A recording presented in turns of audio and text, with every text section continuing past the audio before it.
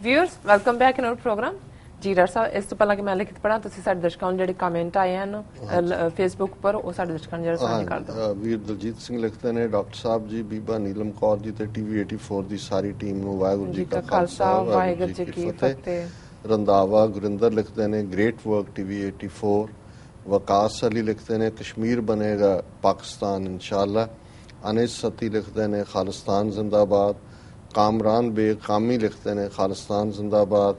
Sir Satpal Singh Purewal Seattle तो लिखते हैं डॉक्टर साहब जी वो आप सब नूं ਅਤੇ ਟੀਵੀ 84 ਦੇ ਸਾਰੇ ਦਰਸ਼ਕਾਂ ਨੂੰ ਵਾਹਿਗੁਰੂ ਜੀ ਕਾ ਖਾਲਸਾ ਵਾਹਿਗੁਰੂ ਜੀ ਕੀ ਫਤਿਹ ਆਸ ਹੈ ਪ੍ਰਵਾਨ ਕਰੋਗੇ।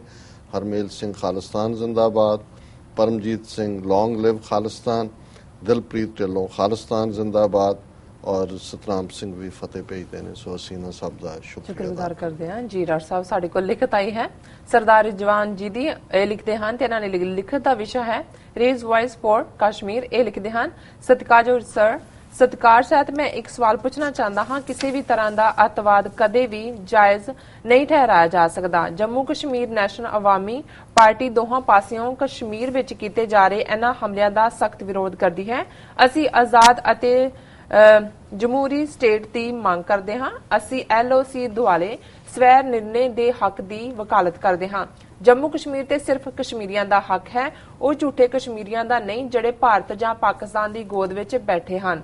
ਇਹ ਭੇਡਾਂ ਦੀ ਖਲ ਵਿੱਚ ਭੇੜੀਏ ਹਨ। ਇੱਥੇ ਮੈਂ ਕੁਝ ਖਾਸ ਨੁਕਤੇ ਸਾਂਝੇ ਕਰਨਾ ਚਾਹੁੰਦਾ ਹਾਂ ਕਿ ਪਿਛਲੇ 70 ਸਾਲਾਂ ਤੋਂ ਜੰਮੂ ਕਸ਼ਮੀਰ ਤੇ ਕਬਜ਼ਾ ਕੀਤਾ ਹੋਇਆ ਹੈ ਤੇ ਕਸ਼ਮੀਰ ਦੀ ਆਜ਼ਾਦੀ ਲਈ ਹਜ਼ਾਰਾਂ ਕਸ਼ਮੀਰੀਆਂ ਨੇ ਆਪਣੀ ਜਾਨ ਦਿੱਤੀ ਹੈ पर अंतरराष्ट्रीय भाईचारा चुप है क्यों? की कश्मीरी इंसान नहीं हैं? की कश्मीरियों नूं आजादी का हक नहीं है? कश्मीरी दोहां पाकिस्तान अते भारत तो आजादी चाहते हैं। कश्मीर कश्मीरियों का है अते इत्थे राज करन दा हक भी कश्मीरियों नूं ही है। यूनाइटेड नेशनस नूं अगे आके कश्मीरियों की हमायत करनी चाहिए है। 13 अगस्त 1947 के मैप के हिसाब नाल समेत गिलगित बाल्टिस्तान ते पोक स्वै निर्णय दे हक दी यूनाइटेड नेशनस नूं हमायत करनी चाहिए है। कश्मीर ਲਈ ਅਸੀਂ ਸ਼ਾਂਤਮਈ ਤਰੀਕੇ ਨਾਲ ਜਦੋਜਹਿਦ ਕਰ ਰਹੇ ਹਾਂ ਪਰ ਭਾਰਤ ਅਤੇ ਪਾਕਿਸਤਾਨ ਭੱਦੀ ਸਿਆਸਤ ਕਰ ਰਹੇ ਹਨ ਤੇ ਕਸ਼ਮੀਰੀ ਕੌਮ ਨਿਸ਼ਾਨਾ ਬਣ ਰਹੀ ਹੈ। ਅਸੀਂ ਗੁਲਾਮ ਪੈਦਾ ਜ਼ਰੂਰ ਹੋਏ ਸੀ ਇਸ ਵਿੱਚ ਸਾਡੀ ਕੋਈ ਗਲਤੀ ਨਹੀਂ ਹੈ। ਜੀਸਸ ਦੇ ਨਾਮ ਤੇ ਰੱਬ ਦੀ ਕਿਰਪਾ ਨਾਲ ਅਸੀਂ ਆਜ਼ਾਦ ਹੋ ਕੇ ਰਵਾਂਗੇ ਆਜ਼ਾਦ ਹੋ ਕੇ ਮਰਾਂਗੇ। ਮੈਂ UN ਨੂੰ अपील करता हाँ कि 13 अगस्त 1948 के मतियां दे मद्देनजर UN के चार्टर के अधीन कश्मीरियों के स्वै निर्णय के हक की वकालत की जाए। धन्यवाद जी डॉक्टर साहब। देखो क्योंकि असी अपनी पॉलिसी के तहत ਜਿਹੜੇ भी सानू लिखते ने जी उन्होंने एंटरटेन भी करना चाहते हैं। कोई जरूरी नहीं कि जो लिख रहा है असी उसके विचारों नाल सहमत हैं और ये बड़ा ਜ਼ਰੂਰੀ है साडे ਲਈ। कुछ मुद्दे ने ਜਿਹੜੇ ਇੰਨੇ ਸੌਖੇ नहीं ने जी और उस बारे ਅੱਡ व्यू पॉइंट ने। कश्मीर के मामले च ਅਸੀਂ समझते हैं कि ਜਿਹੜੇ यूनाइटेड नेशन सिक्योरिटी काउंसिल के रेजोल्यूशन ने उन्हां दे मुताबिक कश्मीरियां नूं राइट ऑफ सैल्फ डिटरमिनेशन स्वै निर्णय का हक मिलना चाहिए और यही वकालत नवाज शरीफ ने भी की और ये UN दे प्रोविजन ਜਾਂ UN दे उस सरपरस्ती थले इसकी गल है। सो ये गल असी इस दे विच इंटरफेरेंस नहीं करना चाहते कि भाई कश्मीर दे जेड़े दूसरे देखो ये जे अज जो कुछ कश्मीर चल रहा भारती कब्जे हेठले जे बाहर बैठे साडे कश्मीरी ਜਾਂ कई बार भारत दे ही कुछ लोग जेड़े कि कश्मीरियां दी गारब थले इनेक कॉम्पलैक्स इशू खड़े कर देणगे ते जिहड़ी हमायत जां सपोर्ट उन्हां नूं मिलदी आपस च उलझण लग जाणगे कि भाई इसका कोई शक नहीं है कि भारती कब्जे हेठले कश्मीर दे विच आलमोस्ट 60% लोग ईवन मैं पिछे देख रहा सी कि उन्हां दे जिहड़े कुछ जलसे हुरीयत कॉन्फ्रेंस ने कीते उहदे जिहड़े कश्मीरी पंडित हिंदू जिहड़े उत्थे रहिंदे ने उन्हां ने भी स्टेज ते आके कहा कि भी असीं राइट ऑफ सैल्फ डिटरमिनेशन चाहुंदे। सो ਜਿਹੜੇ कश्मीर विचले सिख ने वो भी इस दे लई इहदे बावजूद कि कश्मीरी पंडितां दी हिजरत करवाई गई वो उत्थे ने और अपने कश्मीरी मुसलमान भरावां दे नाल ही जिहड़ा उन्हां दे नाल ही उन्हां दा जीवन मरना है ये उन्हां दा रिजॉल्व है। सो असी समझते हैं भी इहदे बारे कोई दो रावां नहीं ने कि भी भारती कब्जे हेठले कश्मीर दे विच मूवमेंट उस क्लाइमैक्स ते पहुंची हुई है ਜਿਹਦੇ 'ਚ ਇੰਟਰਨੈਸ਼ਨਲ ਅਟੈਂਸ਼ਨ ਉਧਰ ਆਏਗੀ। ਦੂਸਰੇ ਪਾਸੇ ਜਦੋਂ ਅਸੀਂ ਪਾਕਿਸਤਾਨ ਦੇ ਨਾਲ ਆਜ਼ਾਦ ਕਸ਼ਮੀਰ ਦੀ ਗੱਲ ਕਰਦੇ, ਕਦੇ ਵੀ ਮੈਨੂੰ ਉੱਥੇ ਕੋਈ ਇਸ ਕਿਸਮ ਦੀ ਮੂਵਮੈਂਟ ਦੇਖਣ 'ਚ ਨਹੀਂ ਆਈ ਜਿੱਥੇ ਕਿ ਉਹਨਾਂ ਨੇ ਕਿਹਾ ਹੋਏ ਕਿ ਜੀ ਅਸੀਂ, ਕਿਉਂਕਿ ਜਿੰਨਾ ਕੁ ਮੈਨੂੰ ਪਤਾ ਹੈ ਠੀਕ ਹੈ ਕਿ ਓਵਰਆਲ ਬਾਰਡਰ ਜਾਂ ਆਰਮੀ ਦਾ ਪ੍ਰਭਾਵ ਹੈ, ਕਿਉਂਕਿ ਪਾਕਿਸਤਾਨ ਦੀ ਸੇਫਟੀ ਸਿਕਿਉਰਿਟੀ ਨਾਲ ਵੀ ਇਹ ਕੁਝ ਜੁੜਿਆ ਹੋਇਆ ਹੈ, ਲੇਕਿਨ ਆਜ਼ਾਦ ਕਸ਼ਮੀਰ ਅਸੈਂਬਲੀ, ਉਹਨਾਂ ਦਾ ਆਪਣਾ ਸੁਪਰੀਮ ਕੋਰਟ ਔਰ ਉਸ ਸਾਰੇ ਦੇ ਥੱਲੇ ਕਦੇ ਇਹ ਨਹੀਂ ਹੋਇਆ ਕਿ ਪਾਕਿਸਤਾਨ ਦੇ ਨਾਲ ਜਿਹੜਾ ਆਜ਼ਾਦ ਕਸ਼ਮੀਰ ਦੇ ਕੋਈ ਟਕਰਾਅ ਦੀਆਂ ਖਬਰਾਂ ਹੋਣ। ਇੱਕ ਪਾਰਟ ਜਿਹੜਾ ਜੇ ਇਸ ਨੂੰ ਅਸੀਂ ਓਵਰਆਲ ਸਾਰੇ ਕਸ਼ਮੀਰ ਦੀ ਫਰੀडम ਦੀ ਗੱਲ, ਭਾਰਤ ਪਾਕਿਸਤਾਨ ਔਰ 30% ਜਿਹੜੀ ਟੈਰੀਟਰੀ ਆਲਮੋਸਟ ਜ਼ੁਲਫਿਕਾਰ ਅਲੀ ਭੁੱਟੋ ਦੇ ਜ਼ਮਾਨੇ 'ਚ ਚਾਈਨਾ ਦੇ ਨਾਲ ਬਾਰਟਰ ਕੀਤੀ ਸੀ, ਜਿਸ ਚੋਂ ਇਹ ਸਾਰੀ ਗਿਲਗਿਤ ਰੋਡ ਔਰ ਜਿਸ ਚੋਂ ਇਕਨੋਮਿਕਲ ਕੋਰੀਡੋਰ ਬਣਨਾ ਹੈ ਜਿਹਨੂੰ ਕਿ ਭਾਰਤ ਗਿਲਗਿਤ ਦੇ ਵਿੱਚ ਜਿਹਦੀ ਗੜਬੜ ਕਰਵਾ ਰਿਹਾ। ਜੇ ਇਸ ਇਸ਼ੂ ਨੂੰ ਲਿਆਂਦਾ ਜਾਏਗਾ ਫਿਰ ਜਿਹੜਾ ਰੈਜ਼ੋਲੂਸ਼ਨ ਕੋਈ ਭਾਰਤੀ ਕਬਜ਼ੇ ਹੇਠਲੇ ਕਸ਼ਮੀਰ ਦਾ ਨਿਕਲ ਸਕਦਾ ਹੈ ਉਹ ਵੀ ਬਲੌਕ ਹੋਏਗਾ। ਉਹਦਾ ਕਾਰਨ ਇਹ ਹੈ ਫਿਰ ਤਾਂ ਤੁਸੀਂ ਮਲਟੀਪਲ, ਕਿਉਂਕਿ ਚਾਈਨਾ ਦੇ ਲਈ ਵੀ ਉਹ ਜਿਹੜੀ ਸਾਰੀ ਉਹ ਹਿੱਸਾ ਹੈ ਔਰ ਫਿਰ 62 ਦੀ ਗੱਲ ਵੀ ਆ ਜਾਏਗੀ ਵਿੱਚ। ਜਦੋਂ ਅਸੀਂ 70,000 ਸਕੁਅਰ ਕਿਲੋਮੀਟਰ ਟੈਰੀਟਰੀ ਜਿਹੜੀ 62 ਦੇ ਵਿੱਚ ਚੀਨ ਨੇ ਭਾਰਤ ਤੋਂ ਖੋਈ ਹੈ ਉਹਦੀ ਗੱਲ ਕਰਦੇ ਆ ਤਾਂ ਉਹਦਾ ਆਲਮੋਸਟ ਵੱਡਾ ਹਿੱਸਾ ਜਿਹੜਾ ਹੁਣ ਲੱਦਾਖ ਦੇ ਵਿੱਚ ਹੈ, ਅਕਸਾਈ ਚਿਨ ਦੂਜੇ ਤੀਜੇ, ਔਰ ਲੱਦਾਖ ਕਸ਼ਮੀਰ ਦਾ ਹਿੱਸਾ ਹੈ, ਉਹਨੂੰ ਛੋਟਾ ਤਿੱਬਤ ਵੀ ਕਿਹਾ ਜਾਂਦਾ ਹੈ। ਫਿਰ ਜੇ ਭਾਰਤ 62 ਤੋਂ ਲੈ ਕੇ ਹੁਣ ਤੱਕ ਆਲਮੋਸਟ ਕਿੰਨੇ ਸਾਲ ਹੋ ਗਏ ਨੇ, ਇਸ ਨੂੰ 60 ਸਾਲ ਦੇ ਵਿੱਚ ਇਸ ਨੂੰ ਰਿਜ਼ੋਲਵ ਨਹੀਂ ਕਰ ਸਕਿਆ ਔਰ ਐਡੀਸ਼ਨਲ ਫੋਰਸਿਸ ਲਾ ਰਿਹਾ ਹੈ ਚੀਨ ਦੇ ਨਾਲ, ਅਮਰੀਕਾ ਨੂੰ ਜਿਹੜਾ ਆਪਣੇ ਹਵਾਈ ਅੱਡੇ ਔਰ ਨੇਵਲ ਬੇਸ ਦਿੱਤੇ ਨੇ, ਤੇ ਉਹ ਕਸ਼ਮੀਰ ਦਾ ਹੀ ਹਿੱਸਾ ਹੈ। ਲੱਦਾਖ ਦੇ ਵਿੱਚ ਜਿਹੜੀ ਬਹੁਤ ਵੱਡੀ ਟੈਰੀਟਰੀ ਹੈ, ਥੋੜਾ ਬਹੁਤ ਜਿਹੜਾ ਹੈ ਕਿਉਂਕਿ ਮੇਨ ਲੜਾਈ ਜਿਹੜੀ ਹੈ ਨੇਫਾ ਔਰ ਲੱਦਾਖ ਦੇ ਵਿੱਚ ਸੀ, ਤੇ ਫਿਰ ਤੁਸੀਂ ਕਹੋ ਜੀ ਤੁਸੀਂ ਉਹ 62 ਵਾਲੀ ਟੈਰੀਟਰੀ ਵੀ ਲੈਣੀ ਹੈ, ਤੁਸੀਂ ਜਿਹੜਾ ਪਾਕਿਸਤਾਨ ਨੇ ਉਹਦੇ ਨਾਲ ਚਾਈਨਾ ਦੇ ਨਾਲ ਸਮਝੌਤਾ ਕਰਕੇ ਆਦਾਨ ਪ੍ਰਦਾਨ ਕੀਤਾ ਉਹ ਵੀ ਲੈਣਾ ਹੈ, ਫਿਰ ਤਾਂ ਇਹ ਭਾਰਤ ਦੇ ਹੱਥਾਂ 'ਚ ਖੇਡਣਾ ਹੋਏਗਾ। ਕਿਉਂਕਿ ਭਾਰਤ ਚਾਹੁੰਦਾ ਹੈ ਵੀ ਜਦੋਂ ਉਹਨਾਂ ਨੇ ਹੁਣ ਆਜ਼ਾਦ ਕਸ਼ਮੀਰ ਦਾ ਇਸ਼ੂ ਖੜਾ ਕੀਤਾ ਹੈ ਜਾਂ ਗਿਲਗਿਤ ਦਾ ਖੜਾ ਕੀਤਾ ਤਾਂ ਮਕਸਦ ਕੀ ਹੈ, ਕਿਉਂਕਿ ਆਜ਼ਾਦ ਕਸ਼ਮੀਰ ਦਾ ਤਾਂ ਕੋਈ ਇਸ਼ੂ ਨਹੀਂ ਹੈ। ਔਰ ਇਸ ਸਭ ਦੇ ਬਾਵਜੂਦ ਜੇ ਕੋਈ ਸਾਡੇ ਵੀਰ ਜਿਵੇਂ ਇਹਨਾਂ ਨੇ ਸਰਦਾਰ ਰਿਜ਼ਵਾਨ ਦੇ ਨਾਂ ਥੱਲੇ ਲਿਖਿਆ ਔਰ ਇਸ ਦਾ ਪਹਿਲੇ ਪਾਰਟ ਕੁਆਇਟ ਕੰਟਰੋਵਰਸ਼ੀਅਲ ਵੀ ਹੋਣਗੇ, ਲੇਕਿਨ ਅਸੀਂ ਇਸ ਨੂੰ ਇਸ ਲਈ ਪੜ੍ਹਿਆ ਤਾਂ ਕਿ ਇੱਕ ਇਹ ਪੱਖ ਵੀ ਹੈ, ਪੱਖ ਇਸ ਲਈ ਹੈ ਵੀ ਇਹਨੂੰ ਆਉਣ ਵਾਲੇ ਦਿਨਾਂ ਦੇ ਵਿੱਚ ਭਾਰਤੀ ਹਾਕਮਾਂ ਔਰ ਦੂਸਰਿਆਂ ਵੱਲੋਂ ਹਵਾ ਦਿੱਤੀ ਜਾਏਗੀ।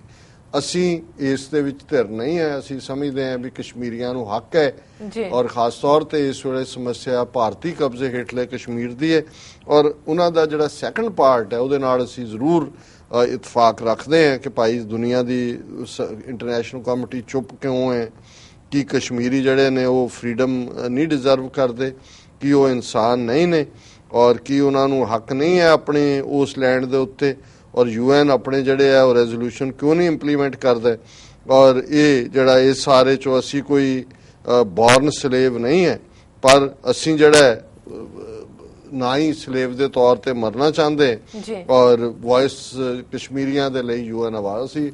ਇਸ ਦੀ ਜਿਹੜੀ ਸਪਿਰਿਟ ਹੈ ਸੈਕੰਡ ਪਾਰਟ ਦੀ, ਪਰ ਪਹਿਲਾ ਪਾਰਟ ਜਿਸ ਤਰੀਕੇ ਨਾਲ ਇਹ ਜਿਹੜਾ ਡਰਾਫਟਡ ਹੈ ਇਹ ਮੈਨੂੰ ਫੇਅਰ ਨਹੀਂ ਲੱਗਦਾ। ਮੈਨੂੰ ਇਹ ਲੱਗਦਾ ਕਿ ਵੀ ਇਹਨੂੰ ਉਹ ਕਹਿੰਦੇ ਨੇ ਜਿਵੇਂ ਪੰਜਾਬੀ 'ਚ ਕਿ ਵੀ ਖੇਡਾਂ ਨਾ ਖਿਡਾਵਾਂਗੇ ਭੰਬਲ ਭੂਸਾ ਪਾਵਾਂਗੇ, ਨਹੀਂ ਕਿ ਵੀ ਜਦੋਂ ਕੋਈ ਖੇਡ ਚੱਲ ਰਹੀ ਹੋਏ ਨਾ ਤੇ ਕੋਈ ਬਾਹਰ ਬੈਠੇ ਨੇ ਉਹ ਉਹਨਾਂ ਨੂੰ ਤੁਸੀਂ ਕਹਿੰਦੇ ਵੀ ਆ ਕੇ ਵਿੱਚ ਖੇਡੋ, ਉਹ ਖੇਡਣਾ ਵੀ ਨਹੀਂ ਚਾਹੁੰਦੇ, ਫਿਰ ਉਹਨੂੰ ਕਹਿੰਦੇ ਚਲੋ ਤੁਸੀਂ ਰੈਫਰੀ ਬਣ ਜਾਓ, ਉਹ ਵੀ ਨਹੀਂ ਬਣਨਾ ਚਾਹੁੰਦੇ ਤੇ ਉਹ ਉਹਨਾਂ ਨੂੰ ਕਹਿੰਦੇ ਜੀ ਤੁਹਾਡਾ ਕੰਮ ਕੀ ਹੈ, ਫਿਰ ਤੁਸੀਂ ਕਹਿੰਦੇ ਜੀ ਅਸੀਂ ਖੇਡਾਂ ਨਾ ਖਿਡਾਵਾਂਗੇ ਭੰਬਲ ਭੂਸਾ ਪਾਵਾਂਗੇ, ਨਾ ਅਸੀਂ ਆਪ ਖੇਡਣਾ ਨਾ ਤੁਹਾਨੂੰ ਖੇਡਣ ਦੇਣਾ, ਭੰਬਲ ਭੂਸਾ ਪਾਉਣਾ। ਸੋ ਮੈਂ ਸਮਝਦਾ ਵੀ ਅਸੀਂ ਭੰਬਲ ਭੂਸੇ ਵਾਲੀ ਕਿਸੇ ਅਪਰੋਚ ਦੇ ਹੱਕ 'ਚ ਨਹੀਂ ਹੈ। ਇਸ ਵੇਲੇ ਜਿਹੜਾ ਕਸ਼ਮੀਰ ਦੇ ਵਿੱਚ ਫੋਕਸ ਹੈ ਗੱਲ ਉਹਦੇ ਤੇ ਫੋਕਸ ਹੋਣੀ ਚਾਹੀਦੀ, ਭਾਰਤੀ ਕਬਜ਼ੇ ਵਾਲੇ ਕਸ਼ਮੀਰ ਤੇ। ਜੀ ਡਾਕਟਰ ਸਾਹਿਬ ਬਿਲਕੁਲ। ਹੁਣ ਤੁਸੀਂ ਦਰਸ਼ਕਾਂ ਦੱਸੋ ਅੱਜ ਦਾ ਵਿਚਾਰ। ਅੱਜ ਦੇ ਵਿਚਾਰ ਲਈ ਅਸੀਂ ਪੰਜਵੇਂ ਪਾਤਸ਼ਾਹ ਦੇ ਬਾਣੀ ਗਾਥਾ ਦੇ ਸਿਰਲੇਖ ਥੱਲੇ 2 ਸ਼ਲੋਕ ਜਿਹੜੇ ਨੇ ਉਹ ਚੁਣੇ ਨੇ ਵਿਚਾਰ ਲਈ। ਜੀ ਪਹਿਲਾ ਸ਼ਲੋਕ ਹੈ ਹਰ ਲਬਦੋ ਮਿੱਤਰ ਸੁਮਿਤੋ ਬਿਦਾਰਣ ਕਦੇ ਨ ਚਿਤੋ ਜਾ ਕਾ ਅਸਥਲ ਅਮਿਤੋ ਸੋਈ ਨਾਨਕ ਸਖਾ ਜੀ ਸੰਗ ਕਿਤੋ ਜੀ ਹਰ ਲਬਦੋ ਮਿੱਤਰ ਸਮਿਤੋ।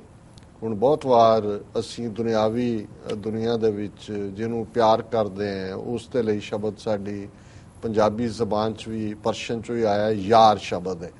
ਪਰ ਰੱਬ ਦੇ ਲਈ ਵੀ ਅਸੀਂ ਗੁਰੂ ਨਾਨਕ ਸਾਹਿਬ ਤੋਂ ਲੈ ਕੇ ਜਦੋਂ ਅਸੀਂ ਬਾਣੀ 'ਚ ਦੇਖਦੇ ਹਾਂ, ਸੁਣ ਯਾਰ ਹਮਾਰੇ ਸੱਜਣ ਇੱਕ ਕਰੋ ਬੇਨਤੀ ਹੈ, ਕਿ ਮੇਰਾ ਯਾਰ ਹੈ, ਮੇਰਾ ਸੱਜਣ ਹੈ, ਉਸ ਨਾਲ ਮੈਂ, ਕਿਉਂਕਿ ਜਦੋਂ ਤੁਸੀਂ ਰੱਬ ਦੇ ਕਰੀਬ ਹੁੰਦੇ ਹੋ, ਰੱਬ ਦੀ ਜੋਤ ਨਾਲ ਤੁਹਾਡੀ ਜੋਤ ਰਲੀ ਹੁੰਦੀ ਹੈ, ਤਾਂ ਫਿਰ ਤੁਸੀਂ ਉਹ ਪਿਆਰ ਕਲੋਲਾਂ, ਪਿਆਰ ਬੋਲ, ਪਿਆਰ ਬਚਨ ਇਵੇਂ ਹੀ ਐਡਰੈਸ ਕਰਦੇ ਹੋ ਕਿ ਭਾਈ ਜਿਵੇਂ ਬਾਬਾ ਫਰੀਦ ਨੇ ਫਰਮਾਇਆ ਕਿ ਬਾਰ ਪਰਾਇਆ ਬੈਸਣਾ ਸਾਈਂ ਮੁਝੇ ਨਾ ਦੇ, ਜੇ ਤੂੰ ਇਵੇਂ ਰਖਸੀ ਜਿਉ ਸਰੀਰੋਂ ਲੈ।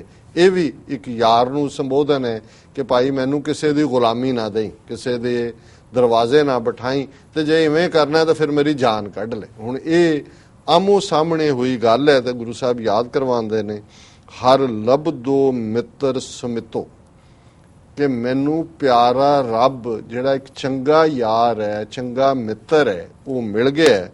ਬਿਦਾਰਨ ਕਦੇ ਨਾ ਚਿਤੋ। ਹੁਣ ਇਹ ਇੱਕ ਬੜੀ ਇੰਪੋਰਟੈਂਟ ਗੱਲ ਹੈ।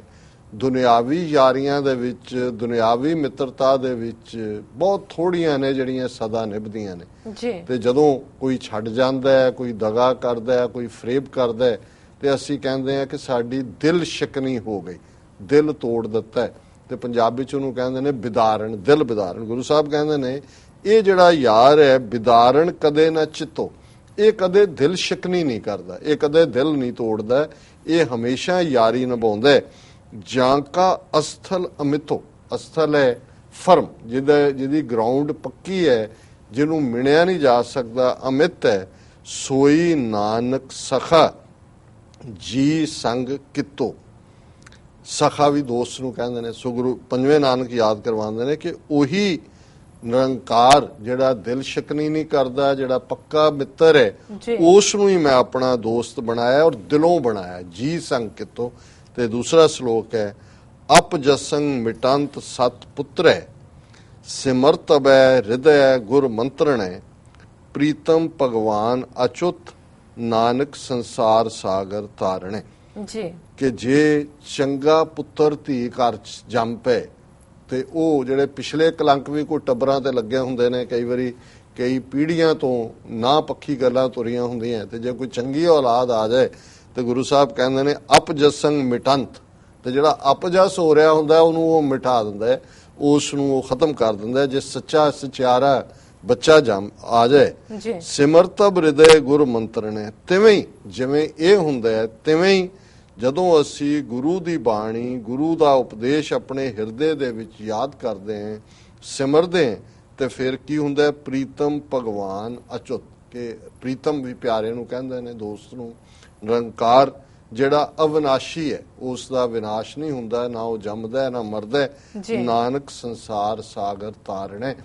ਉਸ ਦਾ ਸਹਾਰਾ ਲੈ ਕੇ ਪੰਜਵੇਂ ਨਾਨਕ ਯਾਦ ਕਰਵਾਉਂਦੇ ਨੇ ਕਿ ਸੰਸਾਰ ਦੇ ਇਸ ਸਮੁੰਦਰ ਨੂੰ ਤਰਿਆ ਜਾ ਸਕਦਾ ਹੈ। ਮਤਲਬ ਜਿਹੜੇ ਨਾ ਪੱਖੀ ਪ੍ਰਭਾਵ ਨੇ ਮਾਇਆ ਦੇ, ਜਿਹੜੇ ਤੁਹਾਨੂੰ ਡੁਲਾਉਂਦੇ ਨੇ, ਉਹਨਾਂ ਚੋਂ ਤੁਸੀਂ ਨਿਕਲ ਸਕਦੇ ਹੋ। ਜਿਵੇਂ ਸਚਿਆਰਾ ਬੱਚਾ ਤੁਹਾਡੇ ਕਲੰਕ ਨੂੰ ਧੋ ਦਿੰਦਾ ਹੈ, ਇਵੇਂ ਰੱਬ ਦੀ ਯਾਦ ਦੇ ਨਾਲ ਜੁੜ ਕੇ ਜਿਹੜੀਆਂ ਦੁਨਿਆਵੀ ਕਮਜ਼ੋਰੀਆਂ ਨੇ ਉਹ ਸਾਥੋਂ ਦੂਰ ਹੁੰਦੀਆਂ ਨੇ। ਵਕਾਰਾਂ ਦੇ ਉੱਤੇ ਅਸੀਂ ਫਤਿਹ ਹਾਸਲ ਕਰਦੇ ਤੇ ਇਹ ਸੰਸਾਰ ਸਾਗਰ ਨੂੰ ਪਾਰ ਕਰਦੇ ਹਾਂ। ਸੋ ਇਹ ਅੱਜ ਦਾ ਵਿਚਾਰ ਹੈ। ਜੀ ਡਾਕਟਰ ਸਾਹਿਬ, ਤੁਹਾਡਾ ਬਹੁਤ ਬਹੁਤ ਸ਼ੁਕਰੀਆ। ਤੁਸੀਂ ਅੱਜ ਦਾ ਵਿਚਾਰ ਸਾਡੇ ਦਰਸ਼ਕਾਂ ਨਾਲ ਸਾਂਝਾ ਕੀਤਾ। ਇੱਥੇ ਆਪਣੇ ਵਿਊਅਰਸ ਕੋਲ ਲੈਣੇ ਇਜਾਜ਼ਤ। ਵਿਊਅਰਸ, ਸਾਡੇ ਪ੍ਰੋਗਰਾਮ ਦਾ ਸਮਾਂ ਇੱਥੇ ਸਮਾਪਤ ਹੁੰਦਾ। ਤੁਸੀਂ ਆਪਣੀ ਰਾਏ ਤੇ ਸੁਝਾਅ ਸਾਨੂੰ ਭੇਜਣਾ ਭੁੱਲਣਾ ਸਾਡੇ ਇਸ ਪਤੇ ਤੇ SOS@tv84.tv ਤੇ। ਅਸੀਂ ਆਪਣਾ ਪ੍ਰੋਗਰਾਮ ਲੈ ਕੇ ਫਿਰ ਦੁਬਾਰਾ ਤੁਹਾਡੇ ਸਾਹਮਣੇ ਹੋਵਾਂਗੇ। ਤਦ ਤੱਕ ਲਈ ਮੈਨੂੰ ਤੇ ਆਪਣਾ ਸੁਣਾ ਗਿਆ ਦੋ। ਦੇਖਦੇ ਰਹੋ TV84। ਬੁਲਾ ਦਿਓ ਫਤਿਹ। ਵਾਹਿਗੁਰੂ ਜੀ ਕਾ ਖਾਲਸਾ, ਵਾਹਿਗੁਰੂ ਜੀ ਕੀ ਫਤਿਹ।